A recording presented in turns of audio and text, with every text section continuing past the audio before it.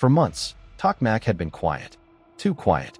The Russian-occupied city sat in the dead center of the front, a fortress of steel and secrecy, where convoys vanished and drones never returned. Every Ukrainian soldier knew that whatever happened there was hidden behind a wall of radar. But on a stormy night in early May, that wall blinked once. And for the briefest moment, Russia's eyes went dark. What followed was the most calculated ambush of the war. Ukraine's destruction of Tokmak in one night of fire and silence. Chapter 1. The city no one could touch. Tokmak wasn't just another dot on the map. It was the hinge between southern Ukraine and Crimea, the crossroads that fed supplies to Melitopol, Berdyansk, and the land bridge connecting Russia's mainland to the occupied peninsula. By 2023, the Russians had turned it into a fortress labyrinth. Concrete bunkers, radar domes, electronic jamming towers, and thousands of mines surrounding it like a metallic halo. Every Ukrainian drone that approached vanished mid-flight. Every missile that crossed the horizon was blinded or redirected. It was as if the city existed under an invisible dome. Intelligence analysts called it the Black Circle, a zone of interference so dense even NATO satellites struggled to see through it. For Kyiv, Tokmak was a symbol of frustration, a glowing wound they couldn't cauterize. Until one day, the wound blinked. Chapter 2. The Glitch. It started with a tremor in the data. Ukraine's Signals Intelligence Unit, codenamed GhostNet, had been monitoring Russian radar frequencies across occupied zones for months.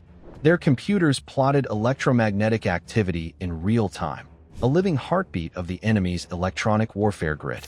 At 2:43 a.m. on May 11th, that heartbeat stopped.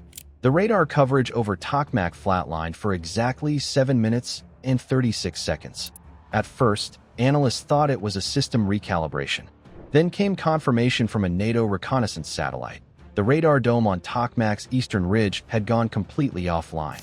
Power grid failure, one engineer guessed. Maintenance switch, another said. But Falcon, the same intelligence operative who'd led Operation Mirror Fog months earlier, didn't buy it. "You don't take your eyes off the front," he told his superior. "Not for 7 minutes. Not in wartime." He called it the window, and he decided to wait. Chapter 3. The Waiting Game. Falcon's theory was simple but brutal. If the Russians had lost radar coverage once, they could lose it again. So he told his team to stand by, not to strike, not to scout, just to watch.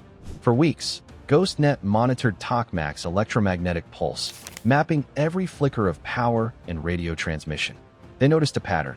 Every 11 days, the radar array showed a brief power fluctuation, like a heartbeat skipping a beat. Each time, it lasted longer. 5 minutes, then 7, then almost 10. Ukrainian technicians traced it to a cooling malfunction in the primary radar module, likely caused by rushed Russian engineering and summer heat. That malfunction would become the key.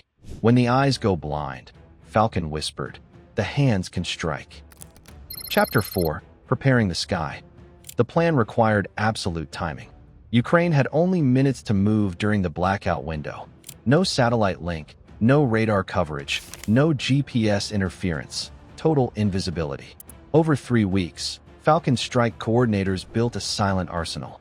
Long-range HIMARS launchers hidden in abandoned silos. Drone swarms pre-programmed with offline coordinates. Ground spotters disguised as farmers near the Zaporizhzhia line. And above them all, a new prototype weapon, the Valkyrie. It was a hybrid glide drone, combining Western aerodynamics with Ukrainian improvisation. Lightweight, silent, and coated in radar-absorbing polymer. Its range, 200 kilometers. Its payload, 80 kilograms of precision explosives. Kyiv only had 5 of them, and they were saving them for Tokmak. Chapter 5. The Second Blackout. The strike date was May 22nd.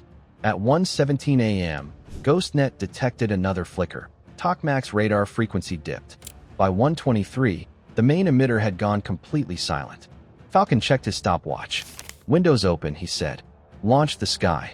From hidden fields near Orikhiv, 5 Valkyries took off simultaneously, gliding low over the countryside like shadows with wings. Russian air defense remained still, blind, deaf, unaware. Each drone carried a different target. The radar dome itself, the command bunker, the ammunition depot, the fuel storage yard, and the air defense relay tower. Meanwhile, HIMARS batteries loaded their coordinates, awaiting confirmation from the airborne relays. For the next 7 minutes, Ukraine held its breath. Chapter 6: The Fall of the Dome. At 1:30 a.m., the first Valkyrie breached Tokmak's outskirts. Infrared cameras captured only a faint glow, heat signatures of Russian sentries, half asleep in their watch posts. The drone's onboard AI calculated descent angles autonomously, unaffected by GPS jamming. It dropped straight onto the radar dome, hitting it dead center. The explosion was surgical, no debris, no secondary fire, just instant collapse. Falcon's radio hissed. Dome down. Within seconds, the other 4 drones struck. The fuel depot erupted in orange fireballs that lit the steppe like sunrise. The bunker imploded, its reinforced roof caving in like wet cardboard. And the relay tower, tall as a church steeple, bent and crumpled until it lay like a skeleton in the dirt. The radar blackout deepened. Tokmak was blind, naked, exposed. And that's when the real storm began. Chapter 7: The Rain of Fire. Falcon's signal reached the artillery network. A green light flashed across encrypted screens from Zaporizhia to Dnipro. 36 HIMARS rockets screamed into the night sky, followed by Storm Shadow missiles launched from modified jets streaking low across the steppe. Their paths glowed faintly in the infrared spectrum, invisible to the human eye, but beautiful on the tactical display. Tokmak's defenders had no warning, no alarms, no radar, only the roar of descending metal. In less than a minute, 2 tons of precision ordnance crashed into the heart of the city. Russian soldiers stumbled from bunkers, shouting into radios that no longer worked. The command center had been vaporized minutes earlier. Explosions cascaded through ammunition warehouses, sending shockwaves across miles. Fuel trucks turned into pillars of flame.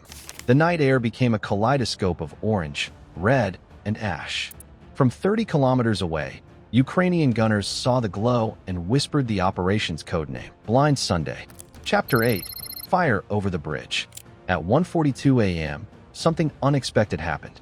The Valkyrie drone assigned to the rail junction, its target secondary to the main plan, picked up an unmarked convoy leaving Tokmak at high speed. The convoy carried radar components and what analysts later believed to be encrypted servers. The drone adjusted autonomously and dived. The convoy vanished in a white flash that shattered windows 3 kilometers away. By sheer coincidence, that convoy included Russian engineers responsible for radar maintenance. The very men who could have repaired the dome. Their deaths sealed Tokmak's fate. Epilogue: The fire beneath the clouds. In the ruins of Tokmak today, grass grows through the concrete. Birds nest in the shell of the collapsed radar dome. But beneath the soil, fragments of twisted steel still hum faintly with static, as if the earth remembers. Sometimes, villagers say, the air turns warm for no reason, and a faint orange glow rises from the ground before fading again. They call it the blind sun. And in some hidden command center, a soldier with tired eyes watches new radar graphs scrolling across his screen. When the pulse falters, even for a second, he leans forward and whispers the same words that started it all. Wait for the dark. He closes the file, takes a sip of coffee, and looks at the horizon, where the clouds are gathering once more. The sky is about to blink again, and when it does, the fire will return.